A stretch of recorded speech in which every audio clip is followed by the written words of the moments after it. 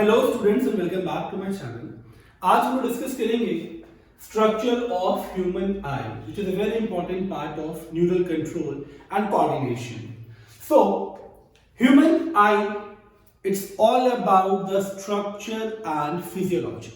It simply means कि इस topic में हम लोग पहले स्ट्रक्चर डिस्कस करेंगे एंड स्ट्रक्चर के बाद इसकी फिजियोलॉजी डिस्कस करेंगे, मोड ऑफ एक्शन डिस्कस करेंगे, जिसको मैं फंक्शनिंग ऑफ ह्यूमन आई या मैकेनिज्म ऑफ विजन में एक्सप्लेन करूंगा। तो आई का स्ट्रक्चर मैंने पहले ड्रॉ कर लिया ताकि मैं टाइम सेव करूं अपने डायग्रामेटिक प्रेजेंटेशन के लिए। तो स्टार्ट करते हैं human I and what is important about human आई। तो बहुत सिंपली अगर मैं कहूं ह्यूमन आई के बारे में तो it's a sense organ which mainly detect the sense of vision। ये बात तो शायद जब साइंस आप नहीं भी पढ़ रहे थे, जब बायो आप नहीं भी पढ़ रहे थे, तब से जानते हैं। यानी ये वो ऑर्गन है बॉडी का जिससे हम विजन को डिटेक्ट करते हैं। अगर आई की बात करूं तो जिस पोर्शन पे ये लोकेटेड है, आप ध्यान से देखिए, जो पूरा बोनी सॉकेट है, इस पोर्शन को बोलते हैं ऑर्बिटल कैविटी। तो eyes are located in orbital cavity and ये जो लोकेशन है इसका, ये ऑर्बिटल कैविटी में ये कुछ इस तरह से है कि अगर आप आई को एक राउंड बॉल की तरह समझे तो सिर्फ इसका 1/6 पार्ट ही एक्सपोज्ड है। यानी जो पोर्शन आप एंटीरियर से देख रहे हैं, मेरी आईज में देख रहे हैं, ये सिर्फ 1/6 पार्ट इसका जो विजिबल पार्ट है, okay, 1/6 part is exposed and the remaining 5/6 part is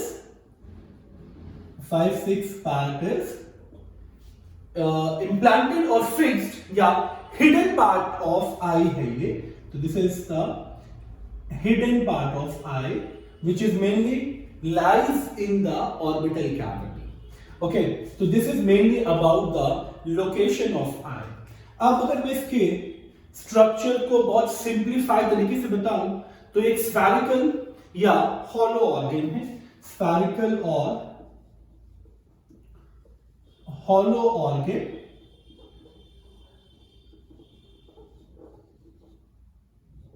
and one more thing which is very important, अगर आईज की हम लोकेशन की बात कर रहे थे ऑर्बिटल कैविटी में, तो ऑर्बिटल कैविटी में इस आई को एंकरेज देना। एंकरेज का मतलब क्या है?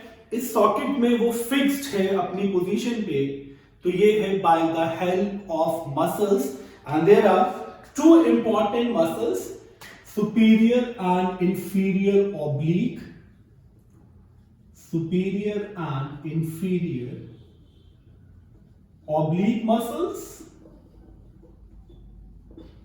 and the second one is superior, inferior, median. These are rectus muscles and median. These are rectus muscles। It simply means अगर आप आई के डायग्राम को या इसकी एनाटॉमी को देखेंगे तो ऑर्बिटल कैविटी में स्ट्रक्चर को, एक हॉलो बॉल को एंकरेज देता है ये मसल पोर्शन। ओके, तो इट सिंपली मींस कि 2 oblique muscles are there, oblique muscles are 2 and rectus muscles are totally 4, so 6 muscles are there which gives anchorage to the eye in the bony socket which is known as orbital cavity। So this is just about the basic introduction, mainly about the location and the structure।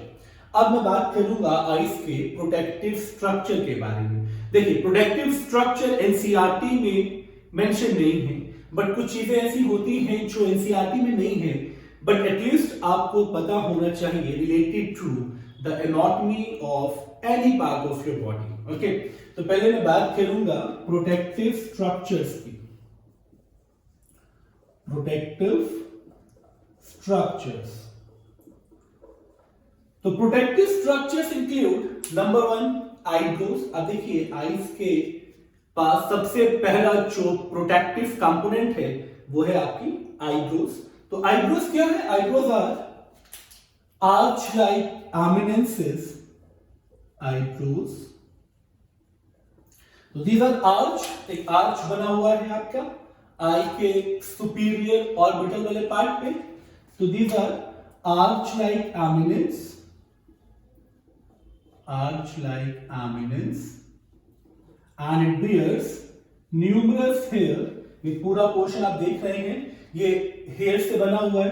तो it bears numerous hairs and it protects the eye from the superior portion, okay, to resist the dust particles from the upper portion। अब eyebrows के बाद the second components are eyelids, and eyelids में भी एक बहुत important चीज है। eyelids आपको पता है कि एक आई के पास दो आईलिड्स होती हैं। देखिए एक ये वाला आईलिड है, मैं मार्कर से पॉइंट कर रहा हूं, ये जो मेरा स्किन पोर्शन है अपर, और एक ये लोअर। ओके, तो two eyelids are there and eyelids क्या पोजेस कर रहा है? ये फाइन हेयर, इसको बोलते हैं आई लैशेस। तो eyelids, each eye possess two eyelids, या each eye consist of two eyelids and it bears eyelashes, and eyelashes plays a very important role in restricting the object। यानी कोई भी particle अगर आपकी आईज की तरफ आएगा, तुरंत अपनी आईज ब्लिंक करती हो, तो उसमें सबसे पहला या सबसे इंपॉर्टेंट जो प्रोटेक्टिव स्ट्रक्चर है वो है आईलैशेस। एंड आईलिड्स और आईलैशेस के बाद एक चीज आपको और याद रखनी है कि आपके पास थर्ड आईलिड्स भी थी, और अभी भी इसका कुछ पार्ट प्रेजेंट है। ये जो कॉर्नर पे आप पिंकिश स्ट्रक्चर देखते हो, ओके, तो that eyelid is known as third eyelid and it's a vestigial organ nictitating membrane। The two eyelids are there and the third eyelid is known as nictitating membrane।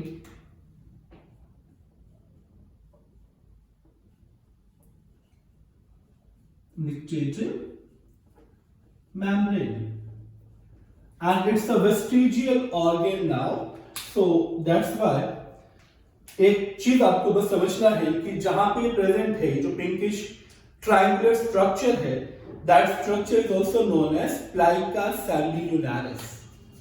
Okay, तो it is also known as plica सैम्बिल्युनारिस।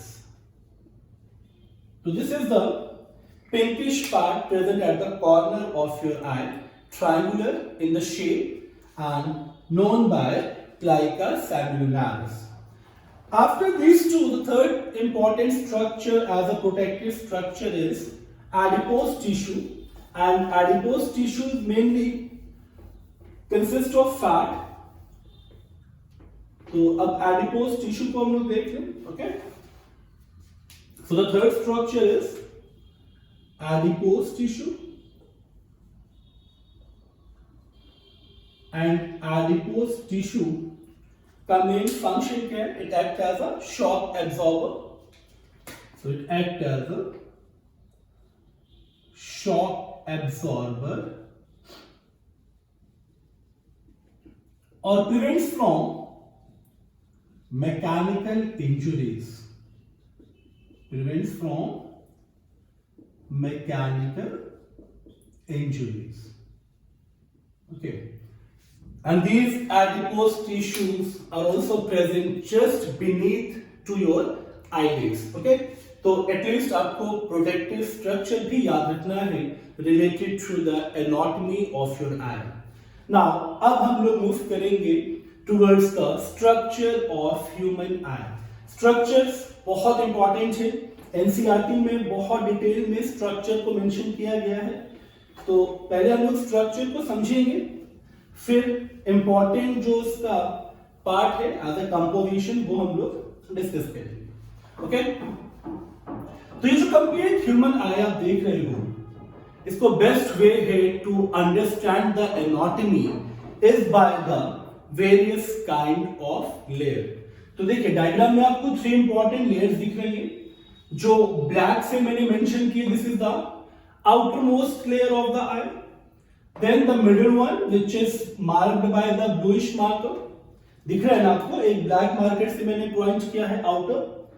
The bluish one for the middle, and the inner one is marked by the red color. Okay? तो ये 3 important layer आपको according to the category समझना है. So outer layer is known as, पहले मैं structure की बात कर लूं, तो स्ट्रक्चर में द आउटर लेयर, सबसे आउटर मोस्ट लेयर है, इसको बोलते हैं the outer fibrous layer of eye. Outer fibrous layer of an eye. And outer fibrous layer में जो फर्स्ट लेयर आपको विजिबल है, that layer is known as sclera. Okay, तो स्क्लेरा क्यों इंपॉर्टेंट है ये अब हम लोग डिस्कस करेंगे. देखिए, sclera is the outermost covering, यानी अगर मैं आई को, एक बॉल को सबसे आउटर पोर्शन से देखूं तो that portion is sclera. And sclera को आउटरमोस्ट टफ फाइबरस, क्योंकि ये फाइबर से बना है, मैं बताऊंगा अभी कंपोजिशन में भी. And it is also known as elastic layer, कि बहुत ज्यादा इसको हम हार्ड नहीं कर सकते.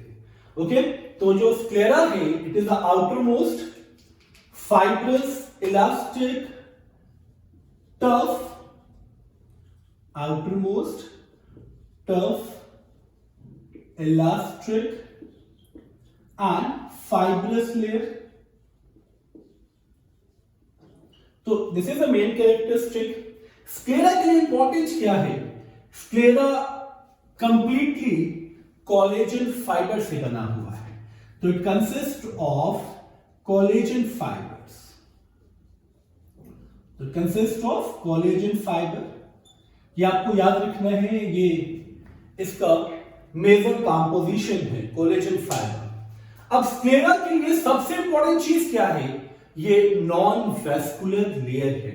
इट सिंपली मींस कि इसकी डायरेक्ट खुद की कोई ब्लड सप्लाई नहीं है, बट ये सराउंडिंग वाले लेयर से अपनी ब्लड सप्लाई लेता है.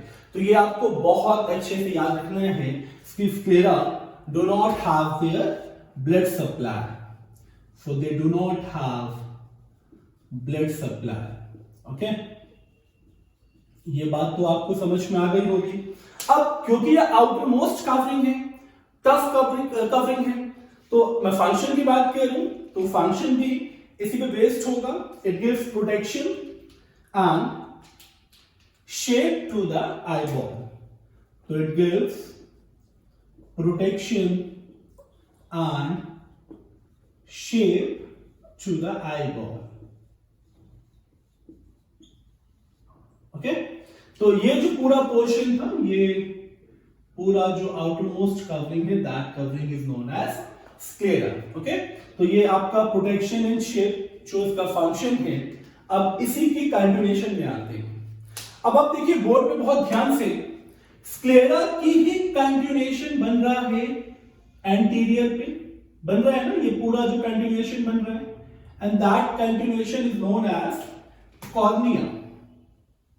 ओके, तो सेकंड जो पार्ट है इसका after sclera, sclera is the first part. Okay, and the second part is cornea. तो कॉर्निया क्यों इंपॉर्टेंट है, इसके बारे में एक चीज मैं आपको बताऊंगा जो आपको बहुत अच्छे से याद रखनी है. तो कॉर्निया है तो कंटिन्यूएशन ऑफ स्क्लेरा, स्क्लेरा का ही कंटिन्यूएशन है. तो ये चीज तो क्लियर हो जाएगी कि कंपोजिशन में तो कोई चेंज नहीं है. Okay, this is continuation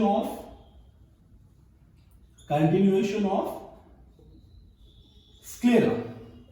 but क्योंकि ये एंटीरियर पार्ट है, सबसे आगे वाला पोर्शन जो हमारी आई का है, दैट इज 1/6 पार्ट, उसका सबसे एंटीरियर पोर्शन इज कॉर्निया. बात समझ में आ रही होगी आपको.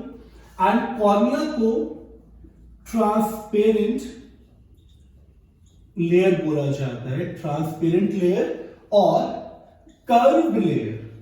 एंड ये देखिए, जो कर्व आपको दिख रहा है, ये कर्व, और ये ट्रांसपेरेंट क्यों है? क्योंकि लाइट यहीं से रिफ्रैक्ट करेगा। तो for refraction of light, okay, for refraction of light it is curved. Okay, cornea के लिए अब सबसे इंपॉर्टेंट चीज, कॉर्निया, क्या आप जानते हैं कॉर्निया वो पार्ट है, जितनी भी टाइप ऑफ नाइट ब्लाइंडनेस आप देखते हो उसमें सिर्फ इकलौता कॉर्निया ऐसा पार्ट है जो हम क्योर कर सकते हैं, जो हम करेक्ट कर सकते हैं, ठीक कर सकते हैं। क्योंकि कॉर्निया पे भी ब्लड सप्लाई नहीं होगा, it's also a part of sclera, sclera का ही पार्ट है, तो कॉर्निया पे भी ब्लड सप्लाई नहीं होगा, no blood supply in cornea also. तो इससे फायदा क्या होगा? फायदा ये होगा कि जो कॉर्निया है उसको हम कट करके किसी डोनर के कॉर्निया को ग्राफ्ट कर सकते हैं।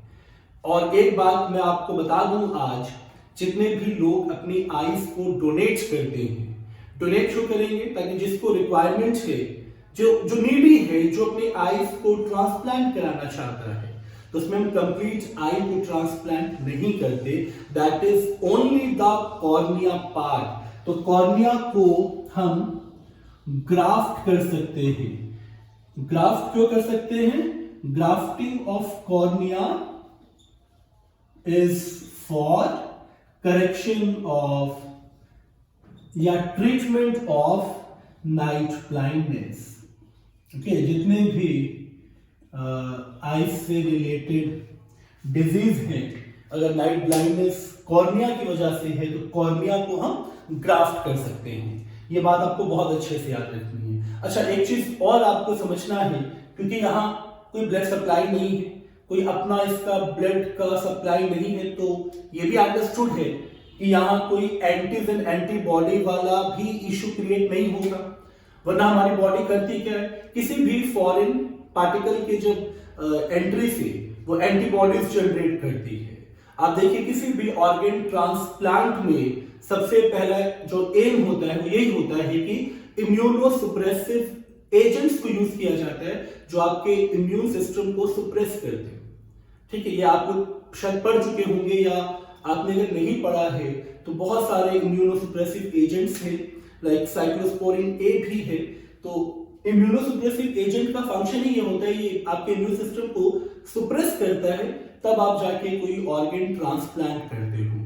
बट कॉर्निया में हमें इम्यून सिस्टम को सुप्रेस करने की जरूरत नहीं है, क्योंकि यहाँ कोई भी ब्लड सप्लाई नहीं है, तो एंटीबॉडीज प्रोड्यूस्ड नहीं होगा अगेंस्ट द फॉरेन एजेंट। बात समझ में आ रही है आपको? तो स्क्लेरा एंड कॉर्निया हम लोग फिनिश कर चुके हैं। अब आएंगे हम लोग मिडिल पोर्शन की तरफ, जो बहुत इंपॉर्टेंट है to understand the anatomy of eye. तो मिडिल पोर्शन में भी आपको दो कवरिंग दिख रही होंगी। अगर आप बोर्ड पे ध्यान से देखें तो एक पोर्शन आपको कोरोइड दिख रहा है। ओके, तो पहले हम लोग कोरोइड की तरफ चलेंगे। देखिए, स्क्लेरा के जस्ट नीचे जो कवरिंग है, दैट कवरिंग इज कोरोइड, और इसको मिडिल लेयर बोला जाता है। तो जो मिडिल लेयर है आई में, ये हाईली वेस्कुलराइज्ड लेयर होती है। तो पहले अब हम लोग सेकेंड लेयर यानी मिडिल लेयर डिस्कस करेंगे। तो मिडिल वेस्कुलराइज्ड लेयर है, मिडिल वेस्कुलराइज्ड लेयर, क्योंकि आउटर तो फाइब्रस था, मिडिल जो है वो वेस्कुलराइज्ड है। तो वेस्कुलराइज्ड में जो पहला पोर्शन आप देख रहे हो, दैट पोर्शन इज कोरोइड। अच्छा, कोरोइड्स का भी स्ट्रक्चर समझना बहुत इंपॉर्टेंट है। अब आप देखिए, ये जो ब्लू मार्कर से मेंशन है यहाँ पे middle layer, that layer is choroid. And choroid का सबसे पहला कैरेक्टरिस्टिक फीचर ही होना चाहिए, it is richly supplied by blood vessel और इट इज हाईली वैस्कुलर। अब ये इतना ज्यादा वैस्कुलर है कि इसके लिए भी एक बात आपको याद रखनी है, ये खुद को तो ब्लड सप्लाई देता ही है, साथ ही साथ इसके जस्ट नीचे रेटिना है। रेटिना में 10 लेयर्स होती हैं। अभी एनसीईआरटी ने आपको 3 लेयर्स के बारे में बताया है, मैं उन 3 लेयर्स को भी डिस्कस करूंगा जब हम लोग इनर मोस्ट लेयर पे आएंगे, बट एक्चुअल में रेटिना की 10 लेयर्स होती हैं। तो उन 10 लेयर्स में जो आउटर 5 लेयर्स हैं उनकी सप्लाई भी कोरोइड कर देता है। It's a very important part. और कोरोइड्स के लिए भी एक चीज आपको बहुत अच्छे से समझना है, कोरोइड भी बहुत पतली सी लेयर है जो beneath the sclera है, so it is very thin, okay, beneath the sclera। And इसमें भी एक चीज आपको दिख रहा होगा कि एंटीरियर पोर्शन पे आगे आते ही ये टफ हो जा रहा है, ओके। यहां देखिए ये थोड़ा टफ है, सॉरी ये ब्रॉड हो जा रहा है, ये थोड़ा वाइडर हो जा रहा है। इस वाइडर पोर्शन को बोलते हैं सिलियरी बॉडी। यहां मेंशन कर रहा हूं, इट्स अ सिलियरी बॉडी। तो सिलियरी बॉडी इसका एंटीरियर मोस्ट पार्ट या कंटिन्यूएशन है कोरोइड्स का। तो कोरोइड्स का continuation is ciliary body, okay. तो सिलियरी बॉडी को भी आप मेंशन करेंगे क्योंकि ये बहुत इंपॉर्टेंट है। तो it's a continuation of choroid. अब सिलियरी बॉडी में जो सबसे इंपॉर्टेंट पार्ट आपको समझना है, ये बहुत इंपॉर्टेंट है, मैं बार बार कह रहा हूं, क्यों? क्योंकि सिलियरी बॉडी में ये जो पोर्शन आप देख रहे हैं इसको सिलियरी मसल्स या सिलियरी प्रोसेस बोलते हैं। ये जो पोर्शन आप देख रहे हो ब्लैक से जो मैंने पॉइंट आउट किया है, this one is suspensory ligament. Suspensory ligament. And इसका फंक्शन क्या है? इसका फंक्शन है ये लेंस को अपनी पोजीशन पे होल्ड करता है। एंड सबसे इंपॉर्टेंट चीज, लेंस का नेचर क्या है? लेंस फ्लेक्सिबल नेचर का है। फ्लेक्सिबल नेचर का मतलब क्या होता है, जानते हैं ना? ये लेंस को एडजस्ट कर सकता है, ये इसको डायलेट कर सकता है, कॉन्ट्रैक्ट कर सकता है। तो ये सारा function suspensory ligament of ciliary body करता है, ओके। तो सिलियरी बॉडी को अगर मैं एज ए कैरेक्टरिस्टिक बताऊं तो it holds the lens, and it accommodates the vision also, क्योंकि ये इसको एक्सपैंड कर सकता है एंड इसको रिलैक्स कर सकता है। तो इट एडजस्ट और accommodate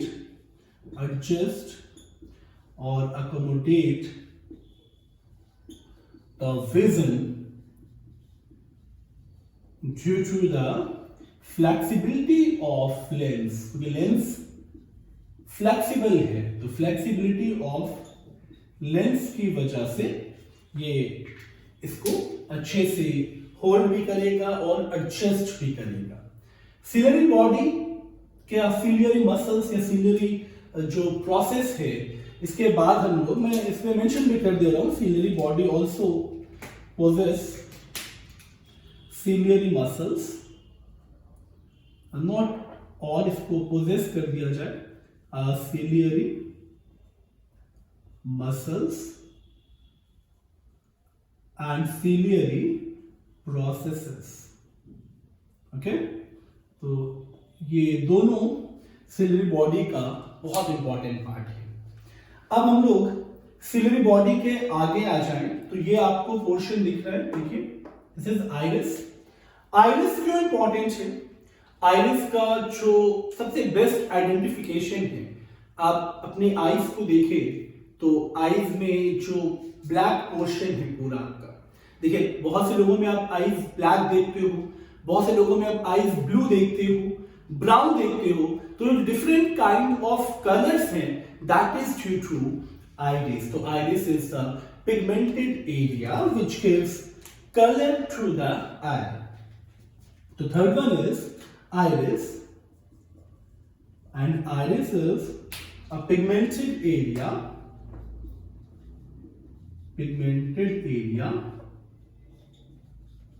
okay, and it gives color to the eye,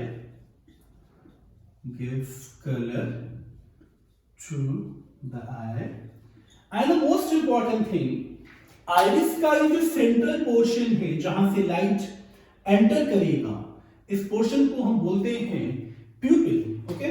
the central opening of the iris, central opening of the iris is pupil. Okay, तो ये जो पोर्शन है प्यूपिल का, मैं इसका भी इंपॉर्टेंस बता दूं। आप जानते हो प्यूपिल्स आपकी डायलेट हो जाती है, ये एक्सपैंड हो जाती है। मैं एक डायग्रामेटिक प्रेजेंटेशन के थ्रू इसे समझाने की कोशिश करूंगा, तो बहुत इजी हो जाएगा आपके लिए समझना आइरिस वाले पोर्शन को। ओके, तो देखिए, अगर आप अपने आइस को आपको फ्रंट से देखें, तो फ्रंट पे देखने के बाद आप देखते हो कि सेंटर में एक छोटा सा आपको लेंस दिखता है। इसका मतलब मैं अगर आइस को इस तरह से ड्रॉ कर लूं, तो ये देखिए, ये सेंटर मोस्ट पोर्शन है, ये हो गया आपका प्यूपिल पार्ट। ओके, और ये जो पोर्शन है, this portion is known as iris. Okay, और इस आइरिस में बहुत सारे फाइबर्स प्रेजेंट होते हैं जो dilation of प्यूपिल and relaxation of प्यूपिल करते हैं। तो इसमें एक इस तरह से जो फाइबर्स हैं, इनको बोलते हैं रेडियल फाइबर्स, एंड और इसके जस्ट इस तरह से ऊपर जो फाइबर्स हैं, ये हैं सर्कुलर फाइबर्स। सर्कुलर फाइबर्स अब ये कैसे एडजस्ट करते हैं प्यूपिल का, ये भी मैं आपको बता दूं। जब आप बिल्कुल अंधेरे कमरे में जाते हैं, बिल्कुल डार्क में जाते हैं, तो उस टाइम पे क्या होता है, उस टाइम पे प्यूपिल अपने आप को डायलेट करता है, ताकि जो भी उस कमरे में लाइट है, जो भी विजन उसमें है, वो सारा का सारा लाइट आपके रेटिना पे जा सके, आपके लेंस को क्रॉस करके आपके रेटिना पे पहुंच सके। तो उस टाइम पे क्या होगा, प्यूपिल डायलेट हो जाएगा, यानी ये पोर्शन आपका एक्सपैंड हो जाएगा। बात समझ में आ रही है आपको? यानी जब आप डार्क में जाएंगे तो प्यूपिल आपका एक्सपैंड होगा। समझ रहे हैं? मगर जब आप यही चीज आप डे टाइम में सनलाइट को आप डायरेक्ट देखने की कोशिश करेंगे, तो क्या होता है, आपकी आईज सिकुड़ती है, कॉन्ट्रैक्ट होती है ना। तो उस टाइम पे क्या होगा, ये मसल फाइबर्स जो है वो इसको और छोटा कर देंगी और इसको कॉन्ट्रैक्ट कर देंगी। तो इस टाइम पे क्या होगा, प्यूपिल्स जो है वो बहुत शॉर्टन हो जाएगा। ओके, तो ये सब कुछ कौन करता है, ये भी एक्चुअली मैं कहूं तो आइरिस की तो सेंट्रल ओपनिंग इज प्यूपिल। ये पोर्शन है इसका, देखिए यहां पे ये प्यूपिल है जिसका हम लोग एडजस्टमेंट देख रहे थे। बट ये एडजस्टमेंट भी प्यूपिल का तो कर लेगा, मगर लेंस का एडजस्टमेंट भी होना इंपॉर्टेंट है। लेंस का एडजस्टमेंट करता है suspensory ligament of ciliary body. तो ये चीज आपको बहुत अच्छे से समझनी है। अब ये जो पोर्शन आप देख रहे हो, यहां पे भी एक फ्लूइड मैट्रिक्स होता है, and that fluid matrix is known as aqueous humour. Okay, तो ये एक्वस ह्यूमर वाला पोर्शन है। तो मिडिल वेस्कुलर लेयर के बाद अब हम लोग आएंगे inner nervous layer, and it is the most important layer of the eye. तो पहले इसको हम लोग अच्छे से समझ ले।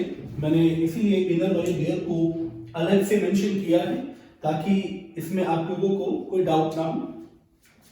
तो the third one is inner, and inner को हम नर्वस लेयर भी बोलते हैं, and why it is known as nervous layer, ये मैं अब आपको बताऊंगा। ओके, तो इनर लेयर इज रेटिना, ये आप देख रहे हो यहाँ पे, ये जो पोर्शन है रेटिना का। तो रेटिना में सबसे इंपॉर्टेंट चीज क्या है कि मैं इस पोर्शन को बाहर दिखा रहा हूं। तो रेटिना में जो सबसे, रेटिना से बिल्कुल जो चिपकी हुई लेयर है, जो बिल्कुल रेटिना का ही मेन पार्ट जिसको हम कह सकते हैं, that layer is known as a layer of cuboidal epithelium. ये जो आप ब्लू से देख रहे हैं मार्कर से, तो this one is the layer of cuboidal epithelium, and इसी को पिगमेंटेड लेयर भी बोला जाता है। पिगमेंट, क्योंकि ये क्यूबॉइडल एपिथेलियम से तो बना है, but it is pigmented layer. Okay, and इस पिगमेंटेड लेयर में ही फोटो रिसेप्टर सेल्स एम्प्टिड होते हैं। और ये फोटो रिसेप्टर सेल्स आप देख रहे हो, इसमें मैं एक ही में मार्क कर रहा हूं क्योंकि ये एक दूसरे के साथ मर्ज है, बट थोड़ा सा इसको हम सेपरेटली ड्रॉ भी कर लेते हैं। ओके, तो ये जो रेड से आप देख रहे हो, दीज आर कॉन सेल्स, तो कॉन्स हो गया। और ये जो रॉड लाइक स्ट्रक्चर आप देख रहे हो, these are rod cells. Okay, तो रेटिना के लिए सबसे इंपॉर्टेंट चीज क्या है? रेटिना को अगर मैं मेंशन करूं तो रेटिना में नंबर ऑफ लेयर, तो ये है तो वैसे इनर मोस्ट लेयर। ओके, तो इनर मोस्ट लेयर है ये, एंड इस इनर मोस्ट लेयर में number of layers are there.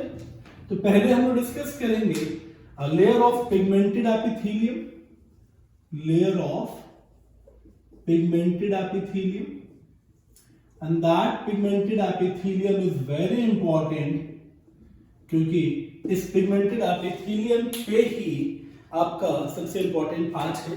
Okay, तो it is composed of cuboidal epithelium and it consist of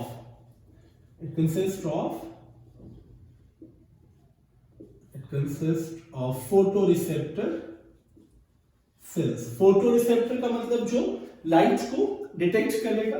okay, photoreceptor sales,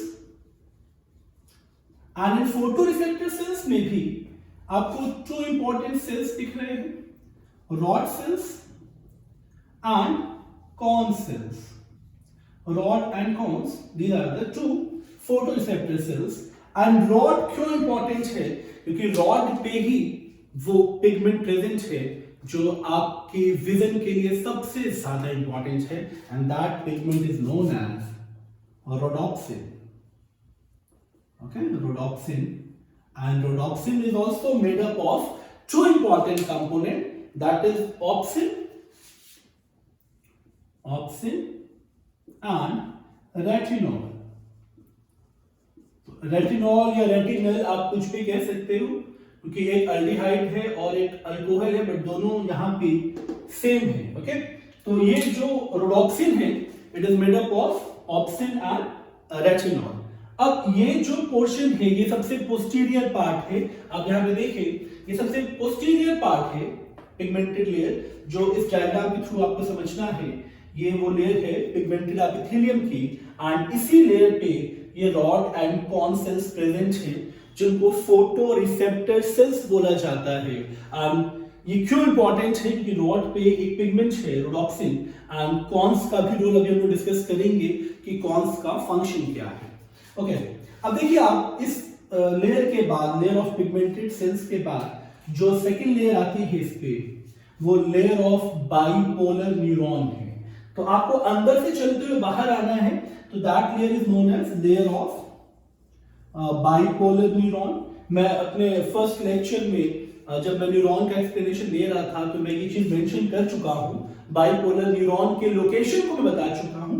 तो layers of bipolar neuron, तो इसका function हम discuss करेंगे अभी जब इसका मैकेनिज्म देखेंगे। और बाइपोलर न्यूरॉन के बाद जो थर्ड कंपोनेंट आप देख रहे हो, that component is ganglionic cells. Okay, तो the third component is a layer of ganglionic cells. Ganglionic cells भी क्यों इंपॉर्टेंट है? मैं आपको बार बार ये बात बताता आ रहा हूं। गैंग्लियन का मतलब होता है मासेस ऑफ साइटोन। तो ये चीज मैं फिर से यहां मेंशन कर दूं ताकि आप इस चीज को समझें। तो गैंग्लियोनिक सेल का मतलब क्या हुआ? Ganglionic cell means mass of cyton, यानी ये जो पोर्शन आप देख रहे हो ये क्या है? ये साइटोन है, सेल बॉडी है, और ये पूरा जो इसका मास है this is known as ganglion. Okay, तो अब देखिए होगा क्या, ये जो पूरा मास ऑफ साइटोन है, तो साइटोन से जो प्रोजेक्शन निकलेगा, ये पूरा जो प्रोजेक्शन आप देख रहे हो, ये प्रोजेक्शन हो जाएगा एक्सॉन।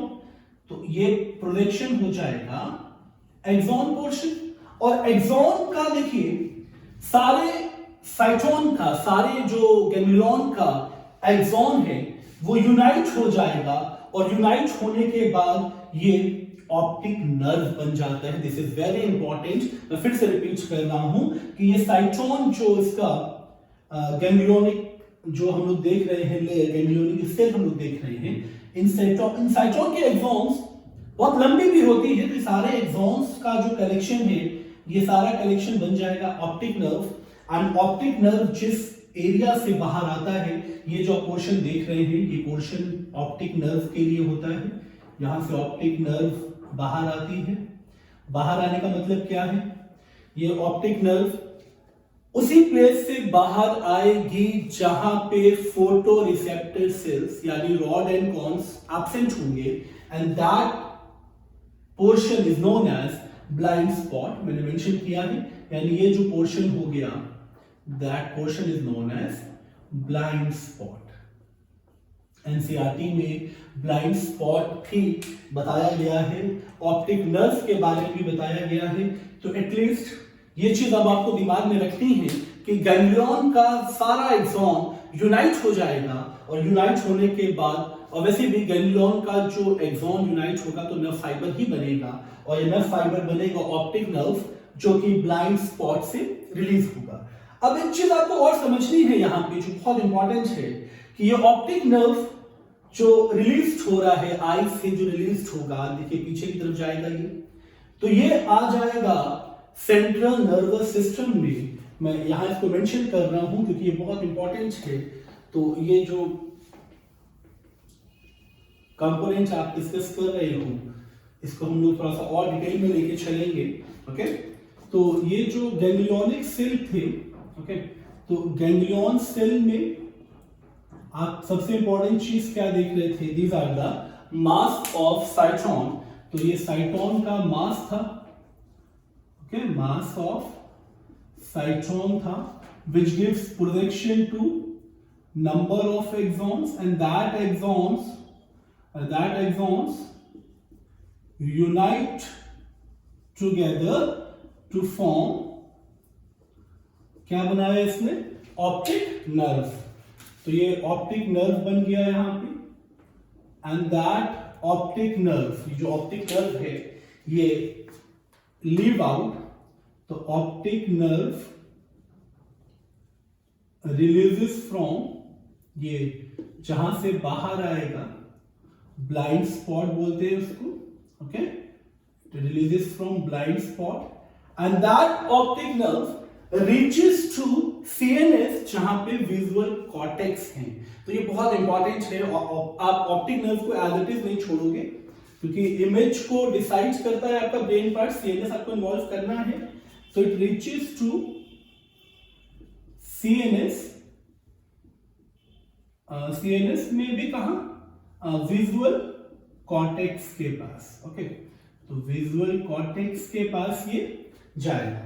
तो ये पूरा जो पोर्शन है इसमें भी एक चीज अभी मिसिंग है जो बहुत इंपॉर्टेंट है, मैं उसको भी मेंशन करूंगा यहाँ पे, क्योंकि देखिए आप ब्लाइंड स्पॉट तो डिस्कस कर चुके हो, एनसीईआरटी में आपके डायग्राम में भी येलो स्पॉट भी मेंशन किया गया विच इज वेरी इंपॉर्टेंट।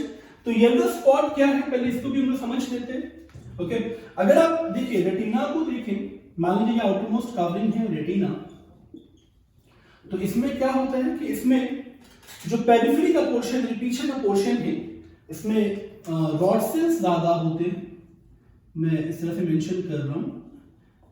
तो पेरिफेरी में रॉड सेल्स ज्यादा होंगे एंड इनर पोर्शन की तरफ कॉन सेल्स ज्यादा होते हैं। तो यहां पे कॉन सेल्स ज्यादा होंगे, तो जहां पे कॉन सेल का मास बन जाता है उस पोर्शन को बोलते हैं yellow spot and macular lutea. Okay, तो ये जो मास बनता है कि यही इसी के बिल्कुल नजदीक से ऑप्टिक नर्व जाती है, तो that mass of cone cells, mass of cone cells develops yellow spot, and that yellow spot is known as macula lutea। Okay, तो यहां पे वो एरिया बनेगा, यहां आपको शो कर रहा हूं, यहां पे वो एरिया बनेगा, that area is known as yellow spot और मैक्यूला, मैक्यूला ल्यूटिया इसको बोलते हैं। तो ये येलो स्पॉट और मैक्यूला बनेगा यहाँ पे। ओके, तो this is all about the anatomy of human आई।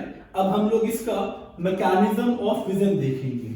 अच्छा, मैकेनिज्म ऑफ विजन भी एनसीईआरटी ने बहुत डिटेल में नहीं बताया है, तो जो चीज एनसीईआरटी ने बताया कि आप वही चीज पढ़ें, वही समझें, क्योंकि नीट के लिए आपको एनसीईआरटी तक ज्यादा रिस्ट्रिक्ट रहना है।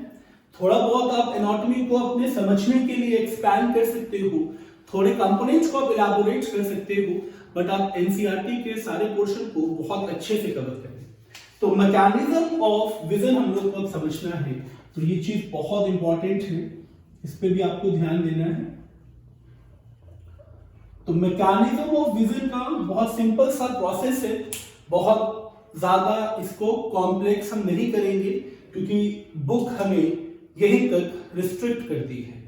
तो मैकेनिज्म ऑफ विजन में सबसे इंपॉर्टेंट चीज क्या समझनी है।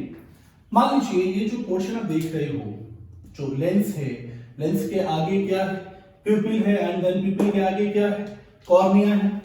तो यहां से जब लाइट पास होगा, ओके, तो लाइट यहां से क्रॉस करते हुए आएगा, रेटिना पे आएगा ना। मैं इसे ड्रॉ कर रहा हूं यहाँ पे।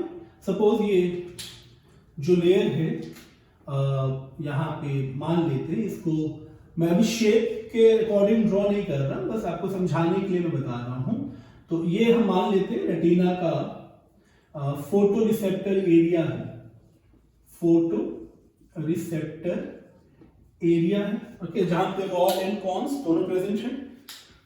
एंड इसके बाद लेयर ऑफ बाइपोलर न्यूरॉन है, ओके। तो ये इस तरह से बाइपोलर न्यूरॉन आप ड्रॉ कर लिए समझने के लिए, ठीक है। तो this is a layer of, ये बाइपोलर न्यूरॉन हो गया, बाइपोलर न्यूरॉन या बाइपोलर आप इसको सेल भी यहां मेंशन कर सकते हो। और इसके बाद यहां पे ये जो है गैंग्लियोनिक सेल्स प्रेजेंट है, ओके, ये गैंग्लियोनिक सेल्स प्रेजेंट है यहाँ पे। तो अब इंपॉर्टेंट क्या था, जब लाइट आएगा रेटिना पे, सिर्फ एक चीज ही आपको समझनी है जो बहुत इंपॉर्टेंट है। मान लीजिए लाइट जा रहा है और ये लाइट आया रेटिना के बिल्कुल इनरमोस्ट पार्ट पे, पिगमेंटेड पार्ट पे, तो ये करेगा क्या, ये रोडोप्सिन को ब्रेक कर देगा। तो सबसे पहली चीज क्या होगी, जब रोडोप्सिन ब्रेक होगा तो ये टू कंपोनेंट में ब्रेक होगा, ऑप्सिन एंड रेटिनॉल। मैं पहले भी बता चुका हूं, इसी दो को मिला के बना भी है, ओके। तो इससे होगा क्या, जैसे ही लाइट इस पे फॉल होगी ऑप्सिन का नेचर चेंज हो जाएगा। जैसे ही ऑप्सिन का नेचर चेंज होगा, ये यहां पे आपको बात समझनी है, ऑप्सिन यहां पे परमिएबिलिटी इंक्रीज करेगा, और जैसे ही परमिएबिलिटी इंक्रीज होगी, बहुत सिंपली आपको समझना है, लाइट के फॉल होने से सिर्फ पहला स्टेप जो आपको दिमाग में रखना है वो है breakdown of rhodopsin. And rhodopsin के ब्रेक होते ही परमिएबिलिटी इंक्रीज हो जाएगी, बढ़ जाएगी। जब परमिएबिलिटी बढ़ेगी तो इससे होगा क्या, यहां एक एक्शन पोटेंशियल जनरेट होगा। इसका मतलब यह है कि जनरेशन जो कर रहा है इलेक्ट्रिकल इंपल्स का, वो फोटो रिसेप्टर का रॉड सेल्स कर रहा है। तो यहां जनरेशन हो रहा है इलेक्ट्रिकल इंपल्स का। क्यों हुआ, क्योंकि इस पे एक स्टिमुलाई आया है, स्टिमुलाई ही हुआ, वो लाइट अगर पहुंचा है तो स्टिमुलाई हुआ जिससे कि इलेक्ट्रिकल इंपल्स जनरेट हुआ। एंड जैसे इलेक्ट्रिकल इंपल्स जनरेट होगा, ये इंपल्स जो है ये बाइपोलर न्यूरॉन के थ्रू ट्रांसमिट होता हुआ पहुंचेगा यहां, यानी गैंग्लियोनिक सेल के पास पहुंचेगा। एंड गैंग्लियोनिक सेल्स के पास पहुंचने के बाद, मैं इसे ड्रॉ कर रहा हूं, ये गैंग्लियोनिक सेल के पास पहुंचने के बाद गैंग्लियन क्या करेगा, सिर्फ वही चीज करेगा जो मैं यहां आपको बता रहा था। ये अपने इंपल्स को एक्सॉन के थ्रू, इस तरह से बंच ऑफ एक्सॉन बनेगा, एक्सॉन के थ्रू ये इसको रिलीज करेगा सीएनएस के पास। ये जो पोर्शन आप देख रहे हो, दैट पोर्शन यहाँ पे मान लेते हैं, क्योंकि फोटोरिसेप्टर सेल नहीं है तो ये हो गया इसका ब्लाइंड स्पॉट। ओके, और ये जो आप देख रहे जो नर्व जा रही है ये हो गया ऑप्टिक नर्व। एंड ये ऑप्टिक नर्व फिर अगेन सीएनएस के विजुअल कॉर्टेक्स पे आएगा जो मैं आपको मेंशन कर चुका हूं। एंड उसके बाद visual cortex according to stimuli according to light image का फॉर्मेशन करेगा। तो ये पहुंचेगा अल्टीमेटली ऑप्टिक नर्व से विजुअल कॉर्टेक्स की तरफ जहां पे इमेज का फॉर्मेशन होगा। तो बहुत सिंपली चीज, मैं हालांकि ये सारा प्रोसेस आपको यहां बता चुका था, तो बहुत कंफ्यूज नहीं होना है, बहुत डिटेल में मैकेनिज्म को आप पढ़ेंगे जब आप एमबीबीएस में आएंगे। फिलहाल आपको इसी सिलेबस पर रिस्ट्रिक्ट रहना है। तो आई होप ये सारा concept along with the anatomy and physiology आपको समझ में आ गई होगी।